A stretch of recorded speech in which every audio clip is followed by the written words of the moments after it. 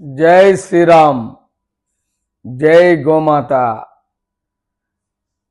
నిన్న జరిగిన ఎలక్షన్స్ ఢిల్లీలో రాహుల్ గాంధీ గారు ఏమంటారంటే అనే మైండ్ ఇంకా రిజల్ట్ కూడా రాలే. రిజల్ట్ రాకముందు ఎగ్జిట్ పోల్ చూసే ఇల్లంతా ట్యాపరింగ్ జరిగింది ఒకసారి అంటాడు, ఈవీఎంలలో మోసం చేసిన ఒకసారి అంటాడు. ఇక ఢిల్లీ బాంబేలో మహారాష్ట్ర ఎలక్షన్ జరిగిన తర్వాత అతను అక్కడ ట్యాంపరింగ్ జరిగింది లేకపోతే నేను గెలుస్తూ అంటాడు. ఓసారి ఓటర్లు దొంగ ఓట్లు రాసుకున్నారల్లా 2 లక్షల 5 2 3 4 10 లక్షల ఓటర్లను డూప్లికేట్ ఓటర్లు తయారు చేసిన అంటాడు. అతనికి మెదడు ఖరాబ్ అయిందో ఏమైందో తెలియదు. 56 సంవత్సరాలు అయిపోయినాయి, ఇంకా కూడా ఏం మాట్లాడాలనేది అనేది తెలుస్తలేదు. నిన్న వాడు ఒక దొంగ, వాడు జైలుకు వచ్చినోని పక్క పండు పెట్టుకొని ఆయనతో అసలు కాంగ్రెస్లో మేధావులు ఉన్నారు చాలామంది, వాళ్ళను ప్రెస్ మీట్లో కూర్చుండి పెడతలేడు. ఎందుకంటే వాళ్ళు భయపడతా ఉన్నారు, ఈయన ఎప్పుడేం మాట్లాడతారో తెలియదు, ఈయన టెన్షన్ అవుతుందని ఆ మేధావులు నిన్న పక్క పండు కూర్చుంటలేరు. ఇక మళ్ళీ ఈరోజు ఒక సినిమా రచయిత పాటలు రాస్తాడు, పాడతాడు. ఆయన ఏం పాడాడు చూడండి. కాంగ్రెస్ హస్తం భస్మాసుర నేస్తమని పాట రాసిండు. ఆ పాట మీకు వినిపిస్తే చూడండి. ఇప్పుడు నేనేం కాంగ్రెస్ని తిడతలేను, కాంగ్రెస్ వాళ్ళు మంచోళ్ళు కాదంటే కాంగ్రెస్ వాళ్ళు చాలా మంది మేధావులు ఉన్నారు, వాళ్ళు మంచి వాళ్ళు ఉన్నారల్లా మేధావులు ఉన్నారు. కానీ వాళ్ళ మేధావులను వీళ్ళను పట్టించుకుంటారు. సోనియా గాంధీ గారు కానీ ఎవరు కానీ ప్రధానమంత్రి మన్మోహన్ సింగ్ను ఇట్లా దుబ్బుకపోయేది, ఇట్లా బాబాయ్ ఇట్లా నడుచుకుంటా అని. వాళ్ళ చరిత్ర గట్టుంటుంది.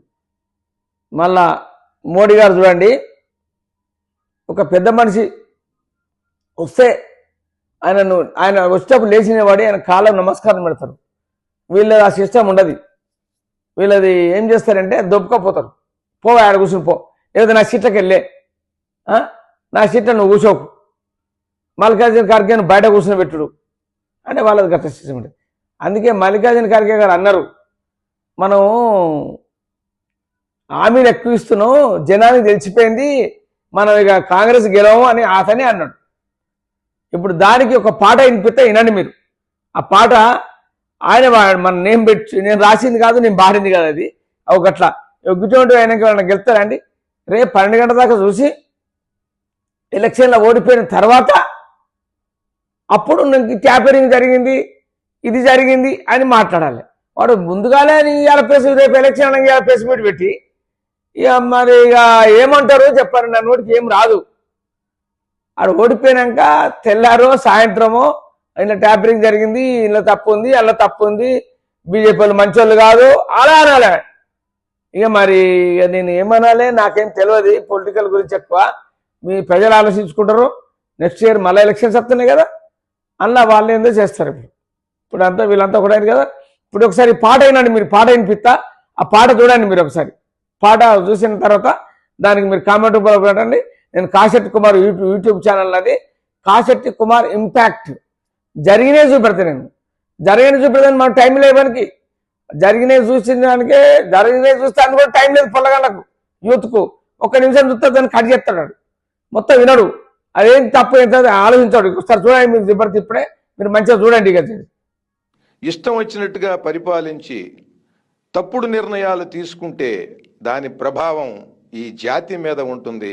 ఈ దేశం దాన్ని భరించాల్సి వస్తుంది, బాధపడాల్సి వస్తుంది, తరతరాలు అలా ఆ బాధతో కొనసాగాల్సి వస్తుంది.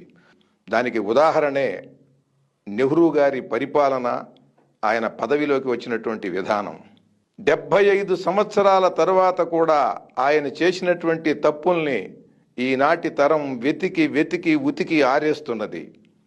నెహ్రూ చేసిన పని ఈ దేశానికి శని, అప్పుడు నెహ్రూ చేసిన పని ఇప్పటికీ వదలని శని.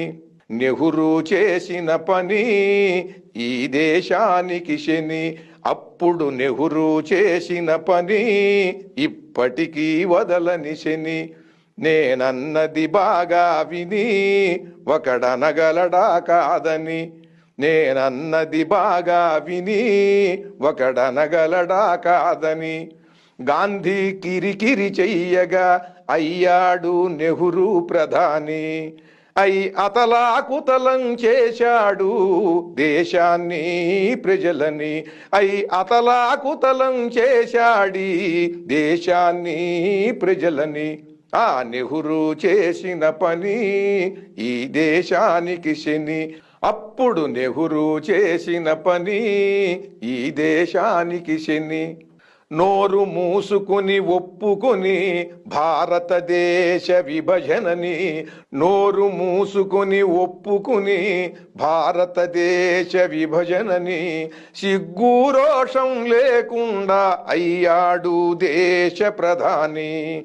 నోరు మూసుకుని ఒప్పుకుని భారతదేశ విభజనని. సిగ్గు రోషం లేకుండా అయ్యాడు దేశ ప్రధాని. ఎన్నికల్లో గెలవకుండా వంచాడంబేద్కరుని. ఎన్నికల్లో గెలవకుండా వంచాడంబేద్కరుని. గెలిచినా సరే పొగబెట్టాడు నేతాజీని పొమ్మని.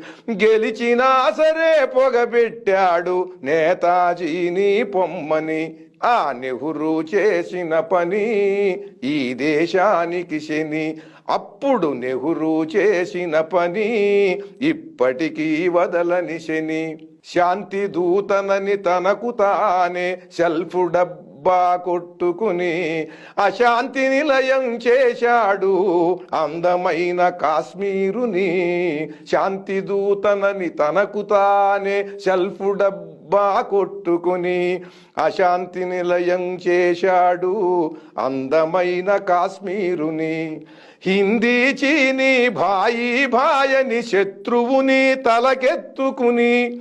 హిందీ చీనీ భాయి భాయని శత్రువుని తలకెత్తుకుని సరిహద్దు దాటినా వదిలాడు వేల మైళ్ళ భూభాగాన్ని. సరిహద్దు దాటినా వదిలాడు వేల మైళ్ళ భూభాగాన్ని. ఆ నెహ్రూ చేసిన పని ఈ దేశానికి శని. అప్పుడు నెహ్రూ చేసిన పని ఇప్పటికీ వదలని శని. నేనన్నది బాగా విని ఒకడనగలడా కాదని. భారతీయతే లేకుండా మార్చేసి విద్యా బోధనని. విదేశ ధూర్తులే ఉత్తములని చదివించాడు యువతని. భారతీయతే లేకుండా మార్చేసి విద్యా బోధనని. విదేశ ధూర్తులే ఉత్తములని చదివించాడు యువతని. సావర్కారు బోసు భగత్ సింగ్ వంటి స్వతంత్ర వీరులని. సావర్కారు బోసు భగత్ సింగ్ వంటి స్వతంత్ర వీరులని. హింసాపరులని నమ్మించాడు తన వర్గంతో జనాన్ని. ఆ నెహ్రూ చేసిన పని ఈ దేశానికి శని. అప్పుడు నెహ్రూ చేసిన పని ఇప్పటికీ వదలని శని. నేనన్నది బాగా విని ఒకడనగలడా కాదని. గాంధీ కిరికిరి చెయ్యగా అయ్యాడు నెహ్రూ ప్రధాని. అతలాకుతలం చేశాడు దేశాన్ని ప్రజలని. ఆ నెహ్రూ చేసిన పని ఈ దేశానికి శని. జై తెలుగు.